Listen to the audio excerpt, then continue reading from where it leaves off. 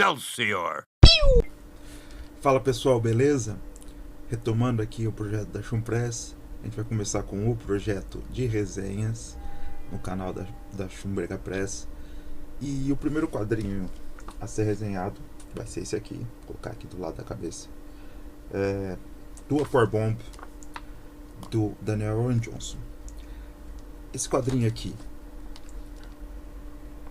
vem depois do Murder Falcon, que ele lançou, entre outros projetos que ele lançou. E sobre o que é do Power Bomb. Para quem acompanha Hollywood, ou sabe sobre os astros, né, que estão presentes hoje, como John Cena, o próprio Dwayne The Rock Johnson, você já em algum momento viu falar sobre WWE, Telecat, luta livre, as lutas que são cheias de teatro, de encenação, e que todo mundo assim não dá bola, pelo menos aqui no Brasil, porque vê como algo fake, né? Porque é uma luta combinada. A graça dela é difícil pra gente, dentro da nossa cultura de competição, até porque o Brasil tem um histórico grande em esportes coletivos de alto nível, a gente entender a graça disso, né? Então, por que a gente vai querer ler um gibi que aqui na capa já mostra é um gibi de telecat, né? Um gibi de luta livre. O Daniel Warren Johnson, quando ele fala na introdução desse quadrinho, ele deixa bem claro que ele achava o mesmo, assim. Ele sabia um pouco, os amigos dele falavam um pouco sobre a luta livre, principalmente a luta livre japonesa, né? E o interessante, assim, que um pouco que eu sei, assim, até de luta livre japonesa, eu aprendi em outro quadrinho, foi no Battle Royale, em um dos volumes com entrevistas dos autores. Eles falam um pouco do esporte de luta livre no Japão. E assim, como que o Daniel Warren Johnson chegou a esse tema aqui? Ele tem uma filha, ele tinha, né, na época do lançamento desse livro, ele tava com a filha dele recém-nascida, e para embalar a filha dele assim durante as noites mal dormidas, ele arrumava uma coisa para ele fazer. E o que ele, passando por canal, ele ficava vendo televisão, passando pelos canais, ele descobriu a luta livre. E ele começou a acompanhar de uma forma despretensiosa, até que ele foi totalmente dominado. Ele entrou nesse mundo e ele começou a escavar, tanto que ele toma como um dos temas para um gibi. Ele é um quadrinista, ele trabalha bastante com quadrinhos independentes, então isso a gente acho que é bem normal, até quando falando em arte a gente vê isso, a influência de coisas que as pessoas tomam como gosto pessoal na arte, né? E ele resolve investir num quadrinho sobre a arte marcial, que pode-se dizer assim, a luta livre. Power Bomb é um movimento, né, da luta. Por isso até que o título aqui foi chamado de Faça uma Power Bomb, que eu não gosto muito. Ele trata um pouco desse, dentro do quadrinho, né, até mostrar um pouco do tema que ele estava, como eu falei, ele estava muito envolto nesse tema quando ele começou a fazer. Então outra coisa que ele trata bastante é sobre relação paternal, né, sobre relação pai e filho. Isso até tá envolto, né, no disco que eu falei, dele trazer temas que são quistos para ele, nesse momento da vida dele. Então é bem comum, né, quando o quadrinista traz algum tema, ele começa a cavucar um pouco do que ele está vivendo. E eu acho que o principal, assim, da narrativa, do quadrinho que tem qualidade, é a explosão dele, né? Ele é totalmente explosivo. Eu acho que quando a gente começa a ler nossos olhos, eles acompanham todos os movimentos assim de um jeito que parece que você tá vendo uma luta, né? Então, o Vinícius dos quadrinhos, ele falou muito de Dragon Ball Z. Eu acho que, ou Dragon Ball, né, como é no mangá. Eu acho que tem muito a ver sim com a forma do Akira Toriyama usava de mostrar as lutas, que eram páginas e páginas de ação sem fala, sem nada, e só sequência de luta. Isso tem bastante aqui. Eu acho que pra mim, assim, é disparado a melhor coisa, assim. É didático, tem os golpes, no final tem um glossário explicando cada golpe. E pra mim é o principal, assim, é disparado. Disparado. Toda a ação do quadrinho, tudo que vai rolando. A arte do Daniel Ron Johnson, ela é uma arte muito carregada de nanquim. E eu acho que isso forma assim para ajuda a fazer a arte ficar saltando. Parece que ela tem um sobressalto assim na folha. Eu acho que o nanquim que faz isso dá um destaque muito grande na arte final dele. E mostrar muito o sobressalto desses movimentos, assim, ele sempre explodindo na sua cara. Uma coisa totalmente Jack Kirby. Totalmente Jack Kirby, mesmo não sendo uma referência direta ao rei. É algo muito Jack Kirby. E eu fiz uma pesquisa, porque eu não sou tão ligado em artes marciais ou na luta livre, né? Mas eu fiz uma pesquisa porque eu lendo, eu peguei várias referências. E eu vi assim que ele cavucou bastante em entender melhor o esporte e os golpes, tem referência de personagens. E também mostra assim que não é um esporte assim que é combinado, beleza, mas ele não deixa de ser algo que exige do atleta e algo perigoso. Eu posso citar assim alguns casos que ocorreram na liga japonesa. A gente tem referências claras a algumas atletas, que é a Emiko Kaido e a Plumariko. Isso acho que no final dos anos 90 para os anos 2000, no meio dos anos 90, elas tiveram acidentes graves, elas vieram a perder a vida depois de movimentos errados ou de golpes desferidos, mesmo do jeito que a gente sabe como funciona a luta livre. Um golpe errado, que entra errado, pode causar um acidente grave. Isso aconteceu com elas.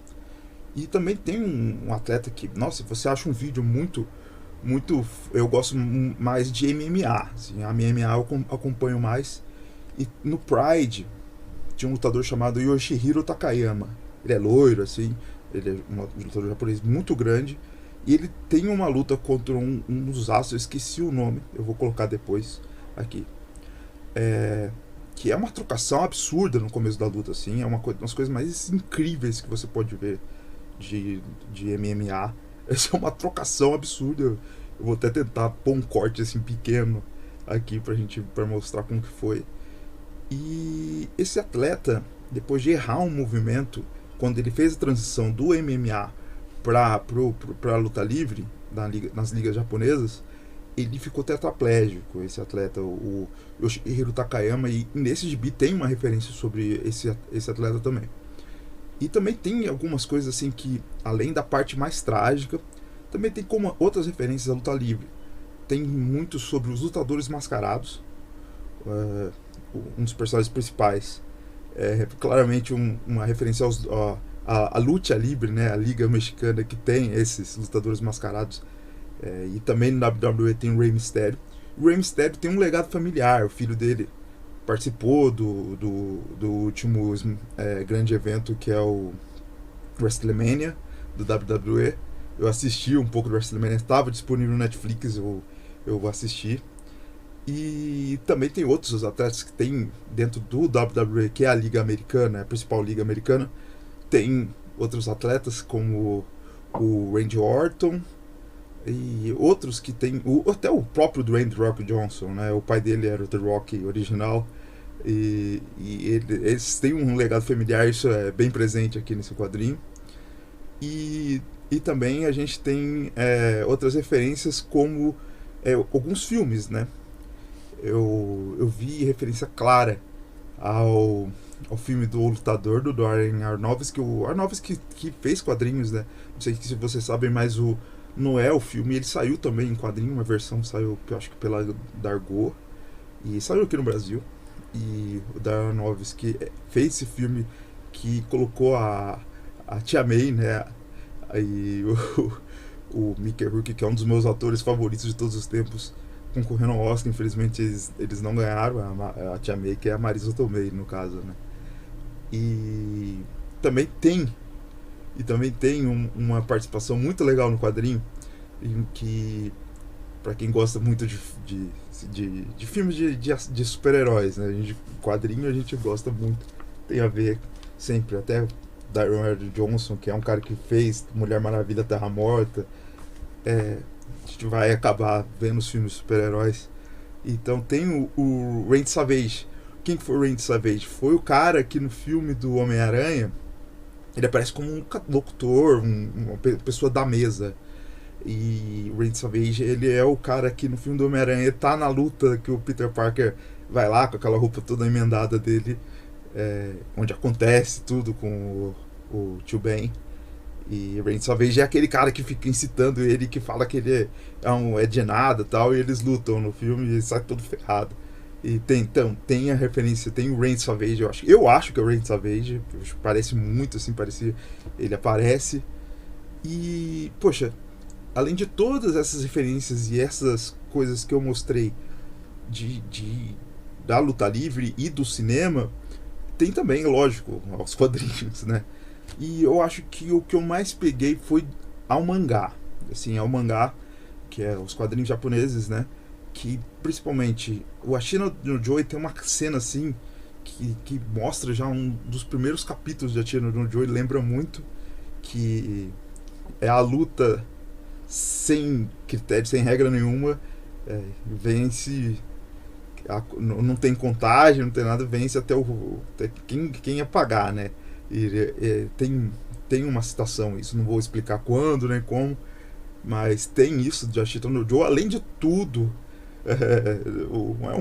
o Ashita no Joe foi o pai do mangá shonen, que influenciou Dragon Ball, que influenciou Hokuto no Ken. Então tem muito de mangá aqui, como eu já falei aqui, nas sequências de luta.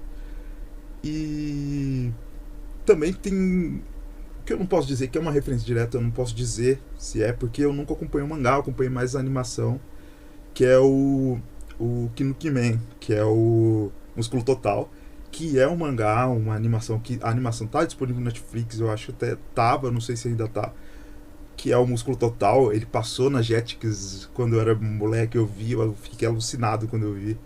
E é um mangá sobre luta livre e as lutas livres japonesas. Então eu acho que é um mangá que é uma referência bacana da gente pensar em sair aqui no Brasil. Eu não sou muito desse cara que fica, tem que sair, mas esse é realmente algo que eu queria ler.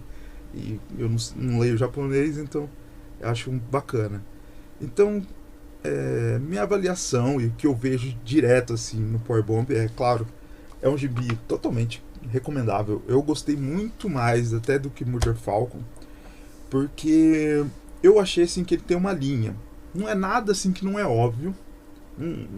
Não te deixa em dúvida do que vai rolar. É bem óbvio. Mas o que eu vejo em Dual Power Bomb é que ele traz uma reflexão assim que é um gibi sobre diversão. Ponto. Sobre luta.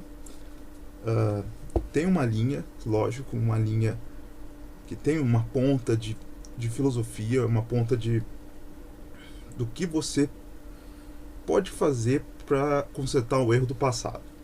Basicamente isso é a linha principal. Só que ele traz dentro dessa linha de pensamento um pensamento que é bem recorrente até com esse tema, que assim, o que não importa não é só você consertar isso, é você pegar isso, tomar como um aprendizado e curtir o caminho. E do A Power Bomb é exatamente isso. Você pegar tudo que você viu aqui e curtir o caminho. E também tem uma reflexão que eu achei muito foda, que é assim, tudo aqui depende da técnica, da intensidade, da teatralidade. Tudo que o esporte, ou esporte, a gente pode falar, da luta livre empresta e que o Dwayne Warren Johnson tomou como ensinamento assistindo isso e colocou em prática no seu gibi e para construir um roteiro coeso. É isso que eu achei desse gibi, eu recomendo muito, eu gostei muito. Quero voltar a fazer mais vídeos. Aqui, ó, cenário aqui totalmente diferente. Caixas e caixas de gibis.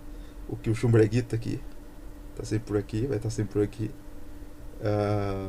E eu quero voltar a fazer os vídeos, espero que vocês gostem. Se inscrevam no canal. Eu vou deixar o link também da minha lojinha da Shop. Eu vendo alguns quadrinhos na Shop. No momento minha renda principal. Eu sou um pesquisador, um pesquisador e um mestrando em informação.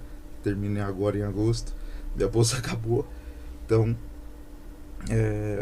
até o momento vai ser minha renda. Então, eu tô conseguindo vender bastante quadrinhos bons, lógico. E é isso, mantendo minha paixão. Esperar continuar conversando com vocês. E qualquer coisa, comentem, falem pros amigos sobre o vídeo, sobre a Chumbrega Press, que é a editora, canal que chegou para mudar a Gibisfera. E é isso, grato aí pela presença aí. E abração para todo mundo. Nos vemos no próximo vídeo.